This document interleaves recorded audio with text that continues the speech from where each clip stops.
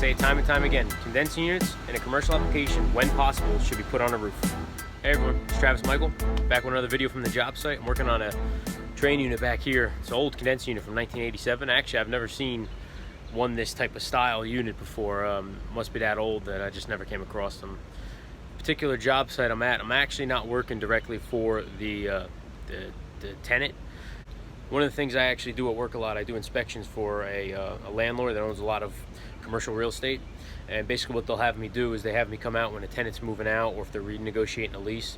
I come out and I check the equipment, see what needs to be fixed, what's the condition of everything. This way, I guess, they can properly plan for the exit of the one tenant and have a new tenant come in. So they called me up and asked me to come out here and check out the equipment. There's some unit heaters inside that I was looking at, some exhaust fans, and now I'm working on these split systems. So I want to go over something that I found here. Well, first thing is these landscapers have been piling the mulch up high against the unit. You'll see in a second, but I'll just show you just exactly how much mulch they've been piling. It must have been doing it for years. But we're going to get into it. I'm going to show you what I found with this unit.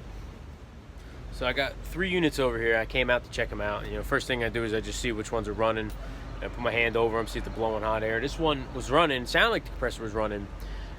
Suction line was not cold, and it wasn't really blowing any air. It felt the same temperature as coming into the coil as coming out. So I said, let me definitely start with this one. I'll check it out. So how long have the landscapers been piling mulch against this unit? Let's take a look.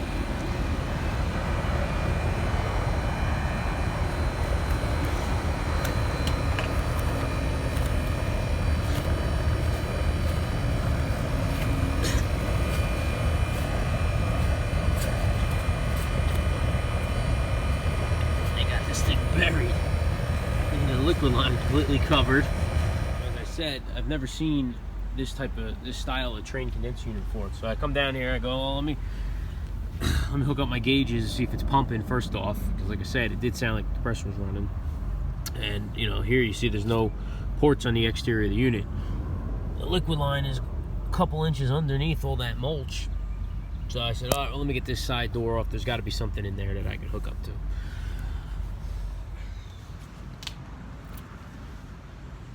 So I pulled all the screws out. I'm just gotta take this last one. Ready for this?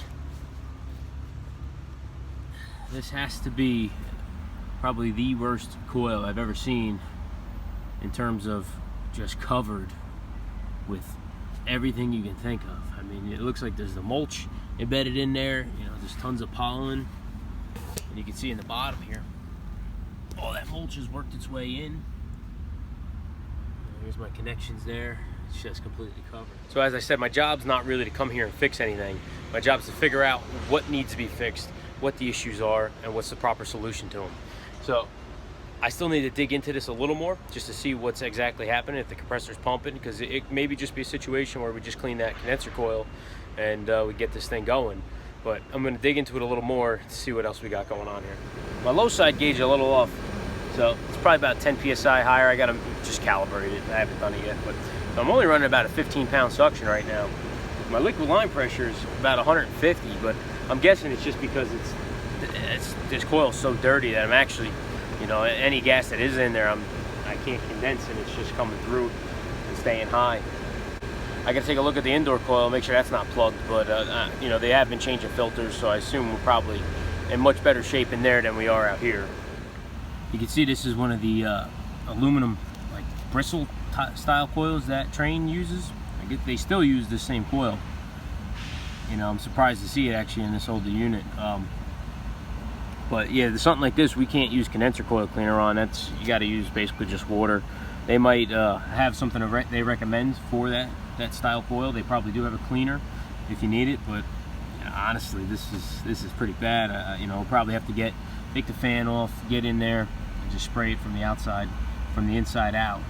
We could even try to shop vac this clean a little bit first and remove all this crap out of there. There's gonna be a lot of stuff in the bottom of the inside unit. So like I said, my job today is not really to get this going. It's just to figure out what we need to do, what has to be done in order to get this thing back online, running properly.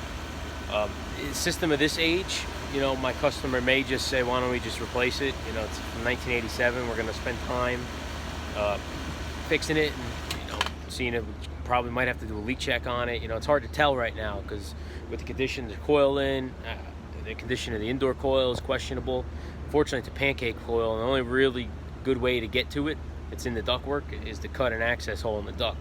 So, you know, probably not going to go that far into it today. I'm going to communicate with my customer.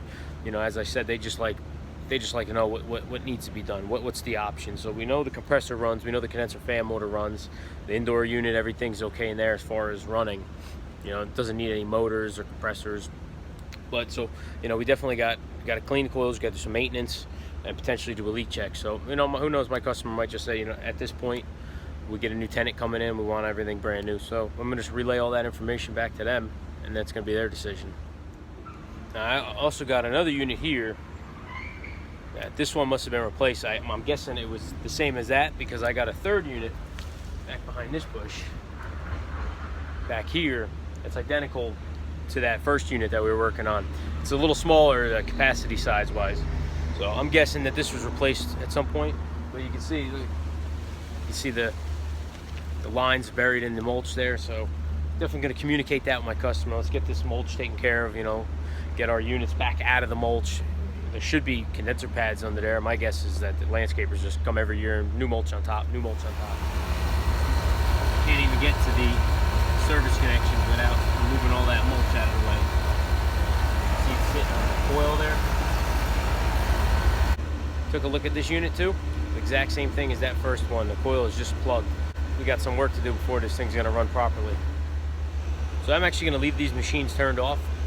You know, with those coils like that, it's not really doing much inside anyway. So there's no sense of keeping them running and potentially doing more damage, you know, in the long run. So I'm just gonna leave them off at the disconnect switch. I'm gonna button this unit back up, get it all closed up. I got some more stuff to look at.